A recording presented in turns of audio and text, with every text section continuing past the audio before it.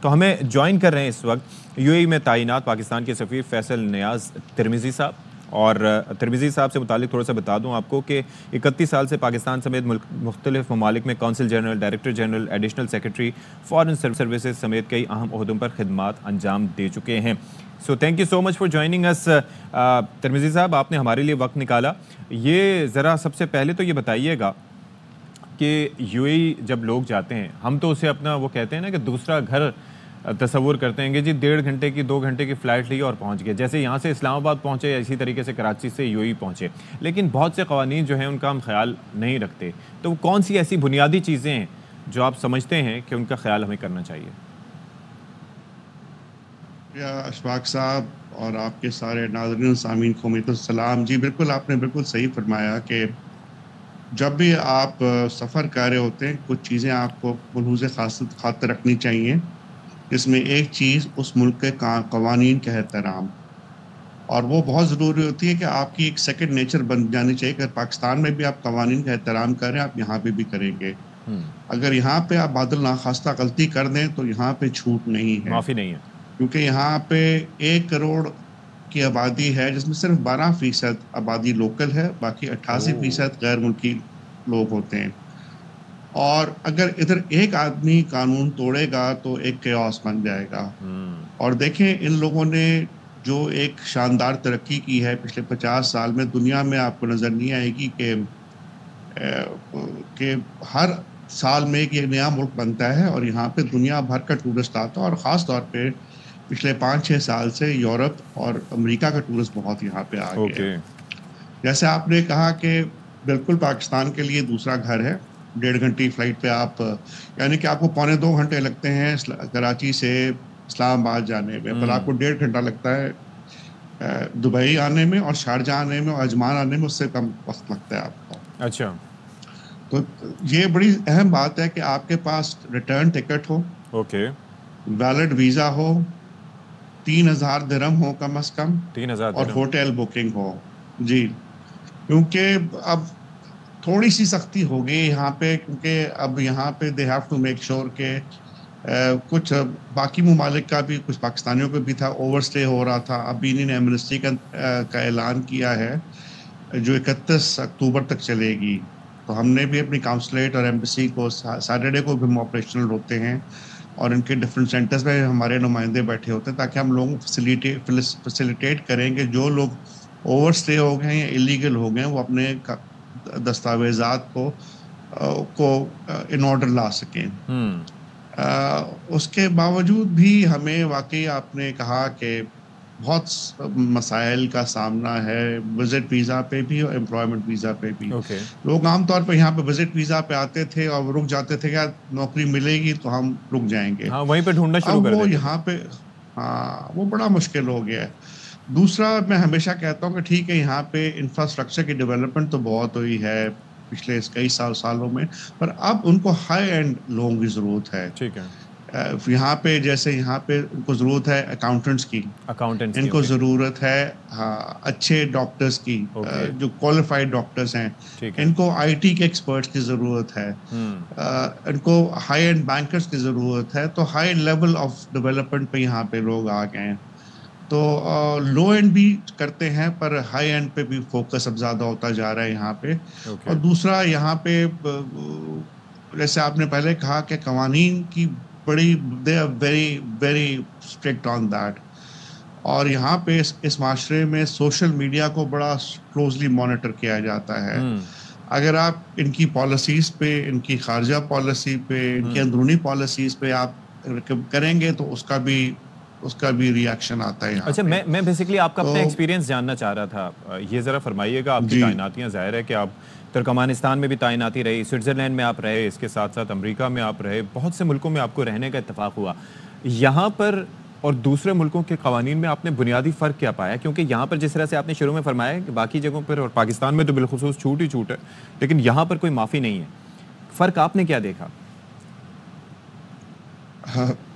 میں تقریباً 31 سال سے اس پروفیشن میں ہوں، اور میں 7-8 ملکوں میں نے سرو کیا ہے، اور 2-3 ملکوں میں نے پڑھائی بھی کی ہے، اور تقریباً 100 کے قریب ممالک مجھے دیکھنے کا موقع ملا ہے اپنے اس 31 سالوں میں. دیکھیں جی، ہر ملک میں رول اور لا چلتا ہے، کہیں پہ تھوڑی بہت چھوٹ ہوتی ہے، پر مور آف جو ایک لا ہوتا ہے اس کو فالو کیا جاتا ہے. میں ہمیشہ کوٹ کرتا ہوں، میں اس سے پہلے سفیر تھا کرغزستان میں، جس کی 40 لاکھ آبادی ہے، چھوٹا سا ملک ہے. وہاں پہ آپ کو معلوم ہے کہ غربت ہم سے زیادہ ہے اکنامکلی، پر مجھے کبھی پبلک میں اور کبھی مجھے کوڑا نظر نہیں آیا. اچھا. ایک تو حکومت بھی کام کرتی ہے اور لوگ کوڑا نہیں پھینکتے وہاں پہ. انٹرسٹنگلی بنز ہوتے ہیں، لوگ ادھر نہیں پھینکتے، گھر جا کے پھینکتے ہیں. ٹھیک ہے. یہ چھوٹی چھوٹی جو ہمیں کہتے ہیں نا، کہ ہمارے زمانے میں ایک رسالہ آتا تھا، تعلیم و تربیت. تعلیم بہت اہم ہے، پر اس سے بہتر تربیت ہوتی ہے، اور تربیت آپ کے گھروں میں ہوتی ہے. ٹھیک ہے کہ جی آپ نے ایک معاشرے کے طور پہ کس طرح آپ نے رہنا ہے، آپ کا اطوار کیا ہوں گے. اور بہت ضروری ہوتا ہے کہ اب یہ آپ کو ہی پتا ہے کہ گلوبلائز ورلڈ آگے ہو گئی ہے، تو اگر آپ غلط چیز کریں گے تو آپ نہ صرف آپ کی بدنامی ہوگی، آپ کے پورے معاشرے کی بدنامی ہوگی. بلا شبہ. تو میں ہمیشہ لوگوں کو کہتا ہوں کہ آپ نے جیسے بالکل بجا فرمایا تھا کہ ہم سارے سفیر ہوتے ہیں کیونکہ ہم ملک کی ترجمانی کر رہے ہوتے ہیں. ظاہر ہے. آپ نکلیں اچھے لباس میں نکلیں، بے شک اپنے لباس میں نکلیں، پر استری کیے ہوئے لباس میں لکھیں. اب آپ کو معلوم ہے عربیوں میں بڑا ایک سینس ہے، یہ ہر جگہ عطر لگاتے ہیں، یہ لوگ بہت صفائی کا بہت خیال رکھتے ہیں. وہ ہمارے دین بھی کہتا ہے پاکیزگی نصف ایمان ہے. پر لٹرلی یہاں پہ مجھے جو یہاں پہ لوگوں کو ملا کہ پاکستانیوں کے ڈریس کوڈز پہ، ان کی ہائیجین پہ لوگوں کو تھوڑا سا تھا. تو یہ چھوٹی چھوٹی چیزیں ہوتی ہیں جو آپ گھر سے لے زیادہ کر تر آتے آپ ہیں. کو دبئی میں رہنے والوں سے ہے یا شارجہ کی سائڈ پہ جو رہتے ہیں ادھر ان سے؟ جی ہر طرف سے جہاں پہ میں ملتا ہوں نا، کیونکہ دیکھیں آپ کو حیرانی ہوگی کہ یہاں پہ بہت سے لوگ مقامی لوگ اردو بولتے ہیں، کیونکہ ان کے ساتھ ہمارے ثقافتی اور تاریخی رشتے تھے. خاص طور پہ دبئی، عجمان، راس الخیمہ، فجیرہ، ام القوین، آپ کو بہت سے عربی ملیں گے جو فلوئنٹ اردو بولتے ہیں. بالکل بولتے ہیں. تو ان کا پاکستان کے ساتھ ایک کمفرٹ لیول ان کا بھی ہے اور ہمارا بھی ہے. پر اب کبھی کبھی ہماری بات ہوتی ہے نا، وہ ہم سے تھوڑا گلا کرتے ہیں کچھ چیزوں پہ کہ یار تھوڑا سا آپ کے لوگوں کے ورک ایتھکس اور تھوڑا سا، تو یہ ایشوز ہیں جو میں بھی گاہے بگاہے حکومت پاکستان کو بھی کہتا ہوں کہ دوسرا ان کو ہم سے بڑا گلا ہے کہ ہماری ڈگریز اور اٹیسٹیشن میں کافی فورجری ہو رہی ہے. تو اس سے بھی اس کا بھی ہمیں فرق پڑ رہا ہے کہ چھوٹی چھوٹی چیزیں، دنیا بہت آگے چلی گئی ہے، تو آپ کا برانڈ خراب ہو جاتا ہے ان چھوٹے چھوٹی. اگر آپ پریشان ہوں گے کہ جینوئن ڈگری ہوتی ہے پر اٹیسٹیشن غلط ہوتی ہے. اچھا، لیکن اس کے اوپر تو فیصل صاحب، ہے. اس کے اوپر تو منسٹری آف فارن افیئرز اور ساتھ ہی یہ ہائر ایجوکیشن کمیشن مل کے کام کر رہے ہوتے ہیں میرے خیال میں، تو پھر جی ہم کہہ رہے ہوتے ہیں، پر انٹرسٹنگلی وہ اٹیسٹیشن نہ ایچ ای سی کی ہوتی ہے نہ فارن افیئرز کی ہوتی ہے. وہ لوگوں نے باہر سے کرائی ہوتی ہے اور اپنی اصلی جینوئن ڈگری کو ڈاؤٹ فل بنا دیتے ہیں وہ لوگ. اور یہ لوگ پکڑ لیتے ہیں کیونکہ یہ لوگ آرٹیفیشل انٹیلیجنس کا بہت استعمال کرتے ہیں. تو اس چھوٹی چھوٹی چیزوں میں وہ آپ کو بالکل پکڑ لیتے ہیں. تو اب میں پاکستانیوں کو لکھ رہا ہوں کہ یار تھوڑا سا اگر آپ کی جینوئن ڈگری، ایک تو کوشش جینوئن ڈگری ہونی چاہیے. اگر آپ اٹیسٹیشن کراتے ہیں تو آپ میک شور کہ ایچ ای سی سے اور وزارت خارجہ سے اس کو اٹیسٹیشن کیا جائے. وقت نہ بچائیں، کیونکہ یہاں پہ وقت نہ بچائیں. کسی کو کہہ دیں یار کروا دو، وہ کروا دے گا جعلی، پر آپ کا نہ صرف ویزا کینسل ہوگا، آپ پہ بین بھی لگ جائے گا. اب اس قسم کے مسائل کا سامنا کرنا پڑ رہا ہے ہمیں لیٹلی بہت زیادہ. اچھا، تو ہم نے آلریڈی کیمپین بھی شروع کی ہے، لوکل نیوز میں بھی، نیوز چینلز پہ بھی، اور اپنے ویب سائٹس پہ بھی، کہ تاکہ لوگوں کو بتائیں کہ آپ نے ان کا قوانین کو آپ نے فالو کرنا ہے. اوکے. اچھا، یہ ذرا ہمیں بتائیے گا، یہ جو ویزا ایمنسٹی اسکیم ہے یہ کیا ہے؟ ایمنسٹی ویزا اسکیم یہ پاکستان کے لیے ایمنسٹی اسکیم یہ ہے کہ جی یہ سارے ممالک کے لیے ہے، کیونکہ ظاہری بات آپ کو میں نے بتایا کہ 88% لوگ تو ہیں باہر کے. تقریباً 50% لوگ متحدہ عرب امارات میں 3 ممالک سے آتے ہیں، ہندوستان، پاکستان اور بنگلہ دیش. یعنی کہ آدھی آبادی 3 ممالک کی ہے. اس کے علاوہ لیٹلی میں دیکھا ہے، کیونکہ جب میں نے آج سے 31 سال پہلے کام شروع کیا تھا تو میں ڈیسک آفیسر تھا. मिडल ईस्ट का, इसी खत्ते का। फिर मैं 2007 से 10 में भी इधर आया, और अब मैं दूसरी दफा यहाँ पे मेरी पोस्टिंग हुई है। अब यहाँ पे नए लोग आ रहे हैं, लिटरली। अब बहुत ज्यादा फिलिपिनो बहुत हो गए, सेंट्रल एशिया से बहुत लोग आ रहे हैं, नेपाली बहुत आ रहे हैं, श्रीलंकन्स बहुत आ रहे हैं, अफ्रीकन्स बहुत आ रहे हैं। तो ये अपनी कॉम्पोजिशन भी चेंज कर रहे हैं कि वो बाकी लोगों को भी लेकर आए यहाँ पे।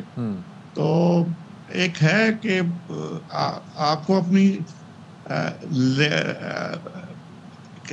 स्किल्स और उन सबको आपको बेहतर करना पड़ेगा, और अपनी छोटी छोटी चीज़ों को, ताकि फैसल साहब एक चीज़ ये है कि हम लोग बेसिकली अगर हम कंपैरिजन करें तो ज़ाहिर है हम खित्ते के एतबार से तो कर सकते हैं ना कि साउथ एशिया से जो मुल्कों से जो लोग जाते हैं, ज़ाहिर है कि इकॉनमी में फ़र्क है, तालीम के हवाले से उन मुल्कों में जो फोकस है उस हवाले से फ़र्क है, लेकिन बुनियादी जो फ़र्क अगर देखा जाए खित्ता एक सा है। तो यहाँ से इस खित्ते से जो जाने वाले लोग हैं, नेपाल से जा रहे हैं, बांग्लादेश से जा रहे हैं, पड़ोसी मुल्क से जा रहे हैं, इनमें और पाकिस्तानियों में क्या बुनियादी फ़र्क है जो आप महसूस करते हैं जिनको करेक्ट होना चाहिए, और उसमें इनफरादी रोल क्या होना चाहिए और हुकूमत उसमें क्या कर सकती है? देखिए, फैक्ट है कि उनका तालीमी मेयार हमसे बहुत बेहतर है, ठीक है, खित्ते के दूसरे ममालिक का। और वो हमेशा से दुनिया कह रही है, मैं भी कहता हूँ कि तालीम आपका मेन फोकस होना चाहिए। आप तालीम और तरबियत पे डालेंगे तो आपका ब्रांड ठीक होगा, ठीक है। तो ये बहुत बड़ा फ़र्क है। दूसरा, उनकी लिंग्विस्टिक लैंग्वेज स्किल्स हमसे थोड़ी बेहतर होती हैं, कुछ ममालिक की, हर एक की नहीं, कुछ ममालिक की हमसे बेहतर होती हैं।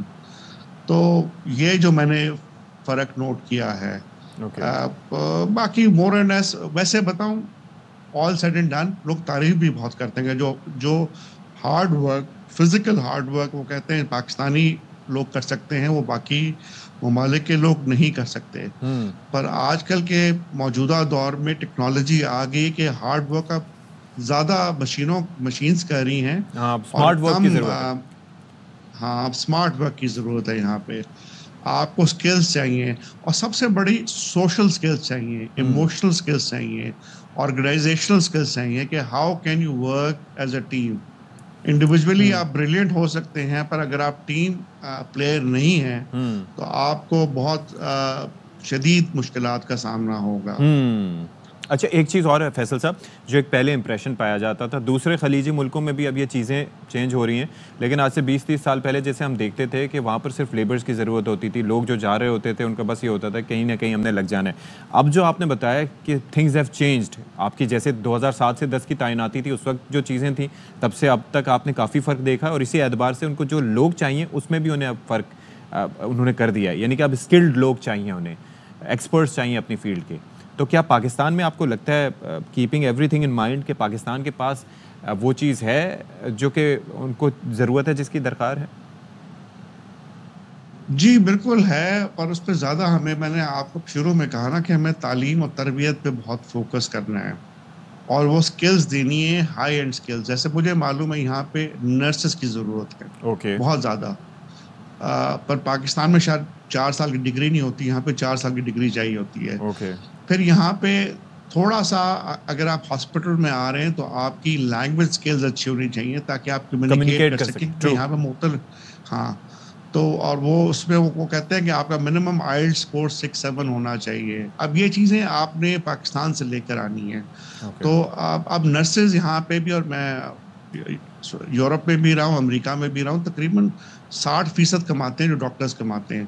पर उसमें बहुत ज़रूरी होता है कि अपनी प्रोफेशनल क्वालिफिकेशन के अलावा आपकी लिंग्विस्टिक एबिलिटीज़ भी होनी चाहिए।